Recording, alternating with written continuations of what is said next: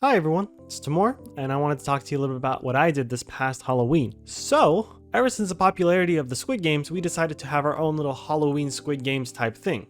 Here's some background information on why we actually did it. I'm gonna pass it on over to my lovely wife. So we watched Squid Game and, like everyone else, we found it really entertaining. And it reminded us of like games we used to play when we were kids. It really got me thinking about birthday parties I would have when I was a kid.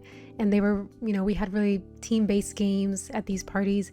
And so I thought, it'd be fun if we could do something different for Halloween and have an event where we had, lots of people get together and compete in these games. So we started talking about it, we started brainstorming, and we got a list of games going, we got the supplies, and we got to implement it. So it was really fun to do. For this Halloween activity, we actually gathered them up into 3 separate teams. We had a total of 18 people participate, which is fantastic, and each team actually played together with each one of the activities. I'll talk a little bit about which of these activities they are. Before we broke them up into teams, we sort of did like an icebreaker. I don't know if anyone's heard of Captain's Crew.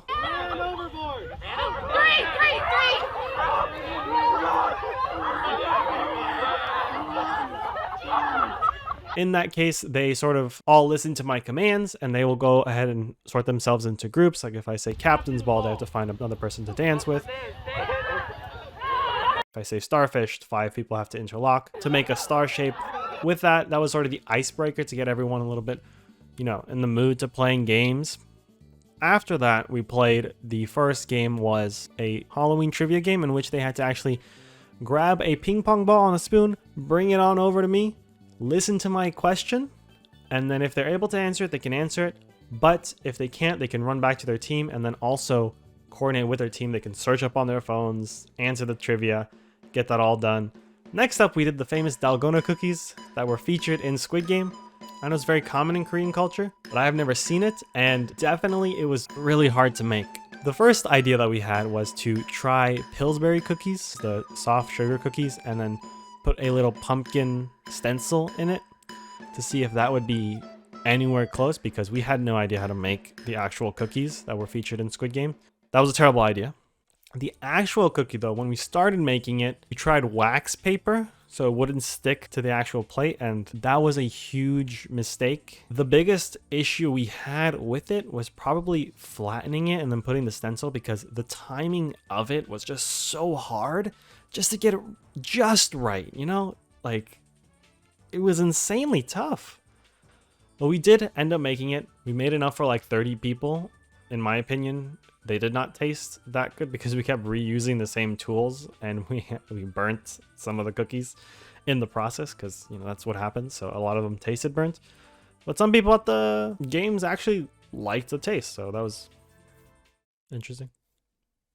Another game that we played was the pumpkin carving contest. So this one was a little bit different. It's not your typical pumpkin carving contest. We actually spent time drawing a image that had multiple different features of it. We showed that image to one person on each team for a total of 30 seconds. They had to memorize it, and then afterwards they would explain what they saw on that image to another member of their team, dubbed the artist, and the artist would have to hear their interpretation and then draw that drawing on the pumpkin. We then let everyone have 30 seconds to carve the actual pumpkin, and whichever team had the most carved out and the most accurate to the actual drawing wins that round, and they get more points that way. Another game that we did was unscrambling letters. So I wrote a bunch of different clues based on Halloween lyrics for famous Halloween songs. We passed those clues out, and each team would be able to decipher the clues. With that, they were also able to grab a bunch of spoons on this one table and sort of unscramble the word. Obviously, the team that unscrambles the word first will win that round and get the most points. We also played a game of broken telephone, which it did not work. Essentially, we had 4 drawings on a piece of paper, all Halloween themed. They were supposed to draw it on each person's back, and the person at the front of the line was to guess what the drawings were.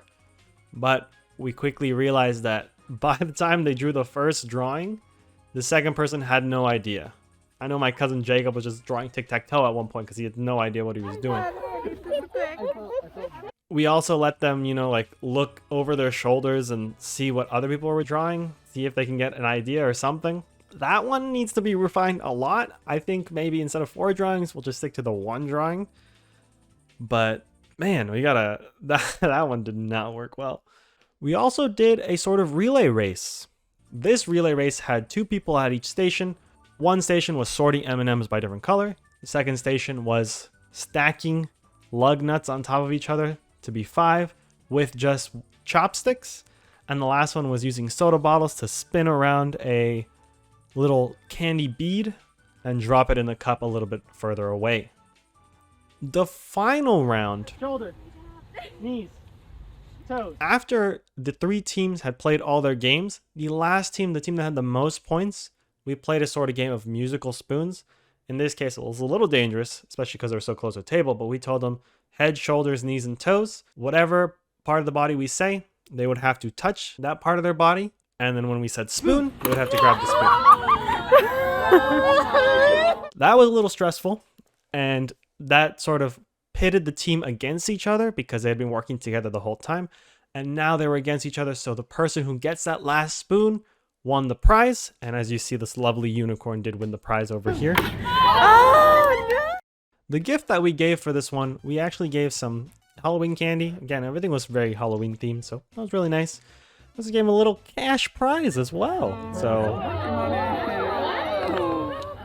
there's also another game that we included that we actually didn't have time for, so we completely skipped that over. That was a poker game, luck-based rather than skill. So it was a good game. In theory, we didn't have enough time for it, and definitely we might save it for another one of these that we do.